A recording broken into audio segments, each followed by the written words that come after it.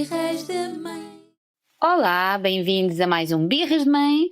Mãe, hoje estamos afastadas fisicamente, mas ainda temos aqui a ajuda do Tiago, do público, para nos gravarmos.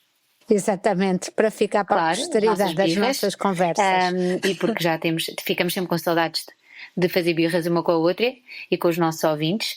Ouvintes esses que podem ouvir todas as nossas birras em qualquer plataforma, pelo público, pelo YouTube, pelo Spotify, e que podem também participar. Se quiserem nos ajudar, podem partilhar, que isso ajuda o Birras a crescer. E hoje temos uma birra que eu tenho um exemplo cá em casa disto, mas que a mãe, se calhar, com os seus 7 irmãos, também tinha alguns exemplares em casa, que são crianças muito tímidas. Eu estava a pensar, mesmo em relação à diferença dos meus filhos, em como a timidez de uma criança afeta tanto a forma como as outras pessoas respondem. Numa sociedade em que valorizamos imenso o extrovertido, não é? Ser uma pessoa extrovertida, e valorizamos imenso sempre, ela é tão simpática porque ela fala, e associamos um bocado a timidez a uma falta de simpatia, não é? E isto, para uma criança, não deve ser fácil de gerir. Eu fui sempre uma criança no meio de 8 irmãos, 7 introvertidos e calados, e eu era a explosiva e a conversadora, a mais latina de todos. E quando tive o meu primeiro filho, portanto o teu irmão mais velho, e ele era muito, muito tímido, para mim foi mesmo muito difícil, porque exatamente porque eu fazia essa associação, a simpatia, eu queria que ele falasse com as pessoas, dissesse olá, que fosse simpático e que as pessoas no fundo não só gostassem dele, como achassem que eu estava a fazer um bom trabalho. E houve uma altura em que eu lembro-me de, coitadinho dos primeiros filhos, são sempre umas vítimas, de me zangar tanto com ele porque tínhamos ido a uma festa e ele se tinha escondido atrás das minhas pernas e não falava com ninguém, e eu fui-lhe a dar um raspanete enorme. E ele no carro, coitadinho, dizia-me assim: mãe, não zanga, eu vou dizer olá pessoas.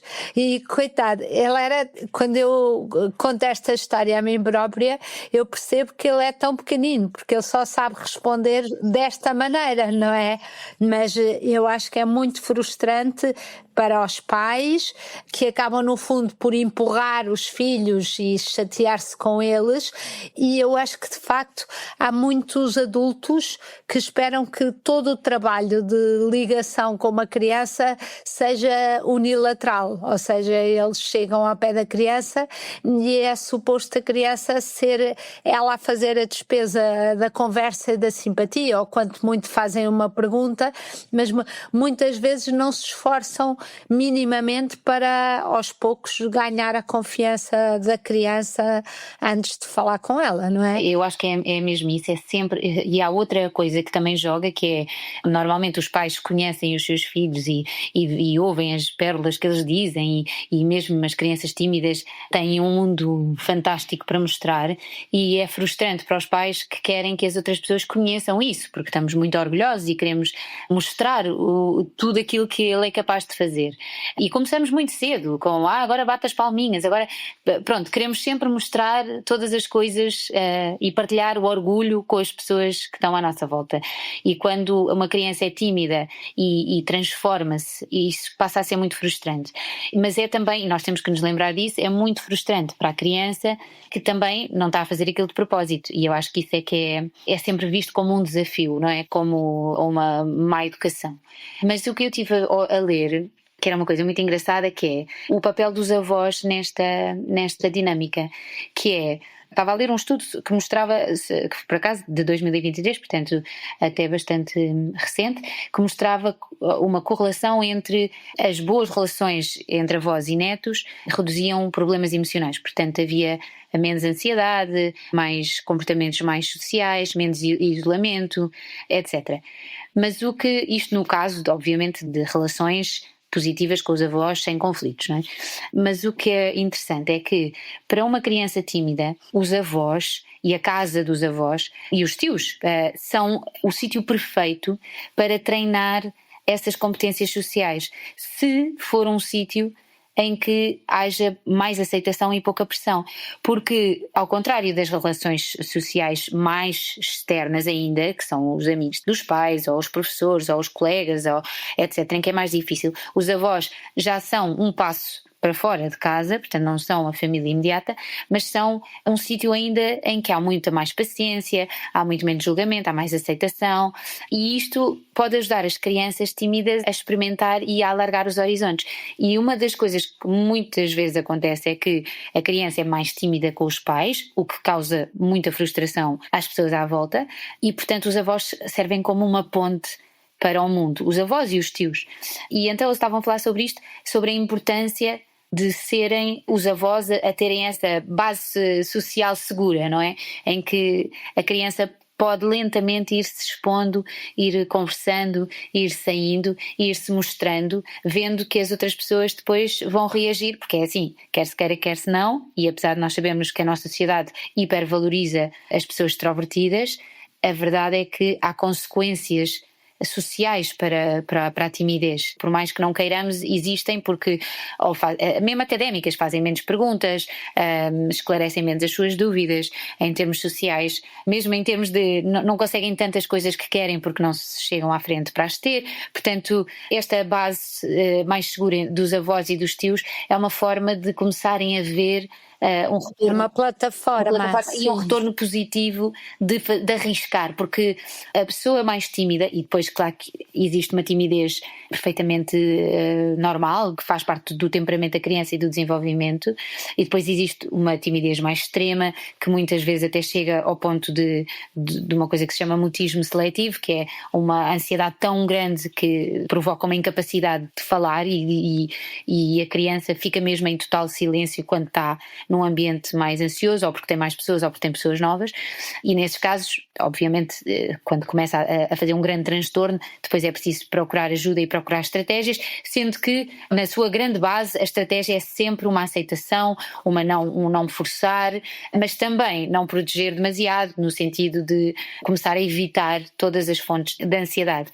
Mas de facto a timidez pode ser uma coisa perfeitamente normal e que se vai desenvolvendo, e tem graça porque, por exemplo, tem as irmãs do meu marido, com os meus filhos, que começaram sempre por ser crianças com muita dificuldade em falar com pessoas que não conheciam bem. Elas faziam sempre encararam aquilo, em vez de encarar aquilo como uma coisa pessoal de olha, não gosta de mim, etc., encararam aquilo como um desafio, que é olha, eu vou chegar até ti, eu vou fazer este trabalho, que era aquilo que a mãe estava a dizer, é preciso mais trabalho, e muitas vezes as pessoas não estão para isso, pronto.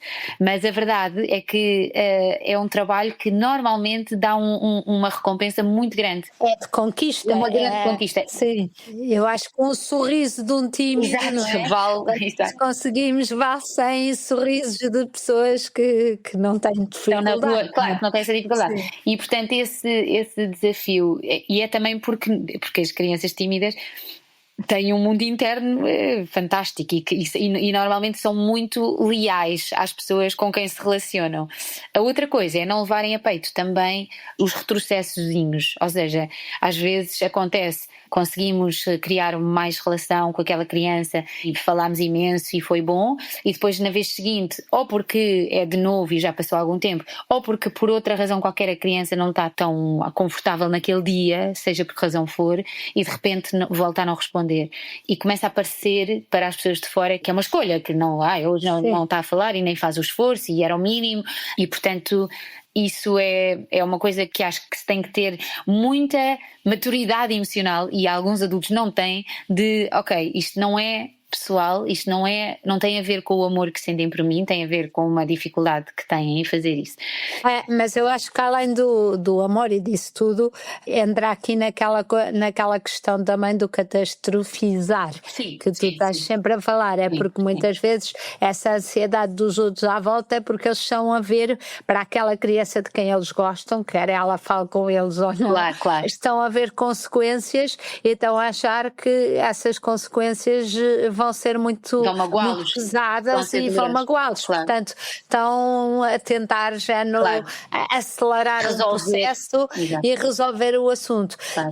Mas ia-te perguntar, tu não achas que apesar de tudo e apesar das dificuldades, e não estamos a falar também de casos, Sim, de extremo. casos extremos, não há mínimos, ou seja, eu acho, como avó, e posso estar a ser injusta, mas acho que há mínimos que, como cumprimentar, como dizer, não quero dizer do beijinho, como etc. Ou seja, os pais não podem proteger de tal maneira que, no fundo, ao protegerem e aceitarem que uma criança é tímida e tem dificuldade, não podem correr o risco, ao não tornar o cumprimentar ou etc., como uma coisa banal e de repetição, que provavelmente se tornava fácil, que provavelmente se tornava menos complicada se fosse sistemática. Não sei se... Eu acho que o mínimo é sempre aquilo que é possível.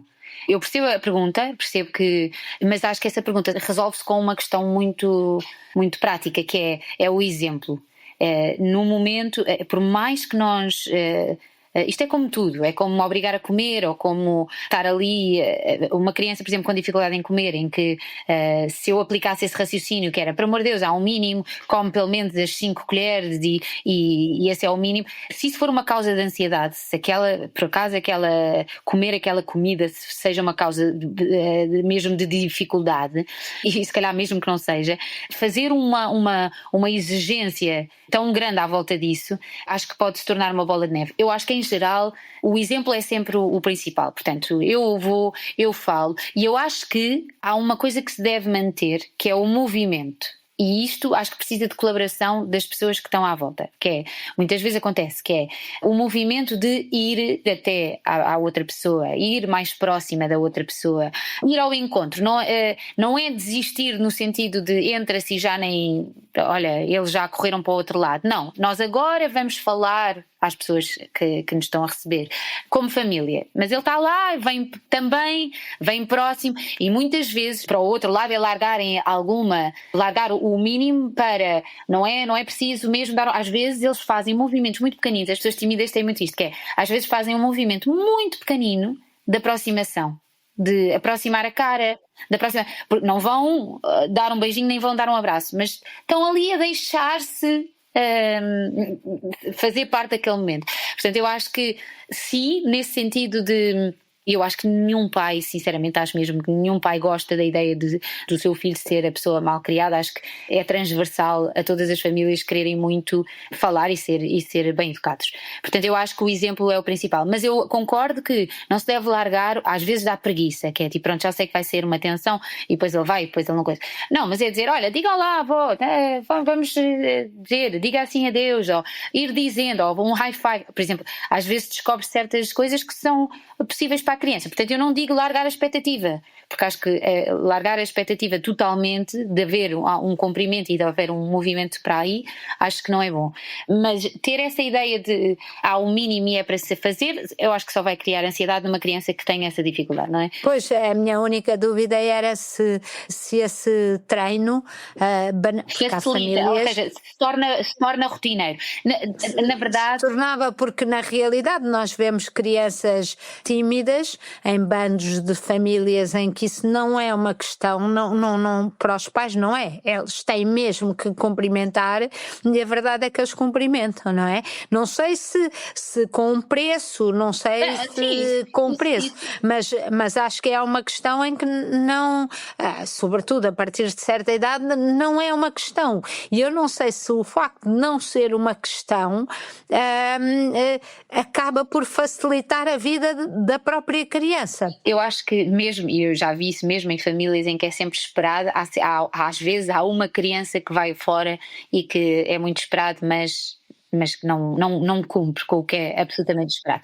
Portanto, eu acho que é sempre um bocadinho conhecer os nossos próprios filhos e claro, isto eu já vi, não é? Há pais que, se isso não acontecer, levam uma chapada e vai. Portanto, sim, há de haver aí algumas diferenças que se calhar tornam a dificuldade de ir lá dizer olá mais fáceis, não é? Mas, em geral, acho que, felizmente, e também a experiência tem mostrado, em geral, isto ultrapassa-se com o tempo muito facilmente e também é óbvio que a exigência pode ir aumentando à medida que a idade vai aumentando.